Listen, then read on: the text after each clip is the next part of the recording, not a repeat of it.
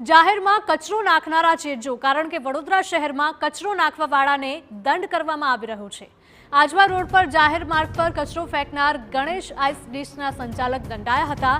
જાહેર માર્ગ પર કચરો ફેંકવા બદલ વેપારીને 10,000 રૂપિયાનો દંડ ફટકારવામાં આવ્યો। શહેરના પૂર્વ ઝોનના ડેપ્યુટી મ્યુનિસિપલ કમિશનરનો સપાટો। ગણેશ આઈસ ડિશ દ્વારા રોજ રાત્રે જાહેર રસ્તા પર શેરડીના કૂચા ફેંકવામાં આવતા હતા। કોર્પોરેશનના કર્મચારીએ મધરાત્રે કચરો ફેંકતા આઈસ ડિશના કર્મચારીને રંગે હાથ ઝડપ્યો હતો। 15 દિવસ સુધી વોચ ગોઠવ્યા બાદ જાહેરમાં કચરો ફેંકનાર સામે કાર્યવાહી કરાઈ છે।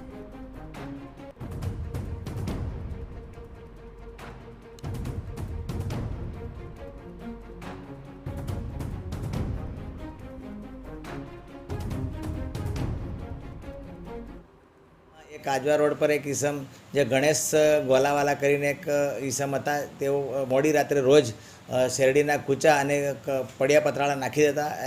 એ બાબત ઘણા દિવસથી ધ્યાન પર આવતા એને વોચ ગોઠવીને એને પકડી લેવામાં આવેલ છે અને 10,000 રૂપિયાની પેનલ્ટી કરવામાં આવેલી છે।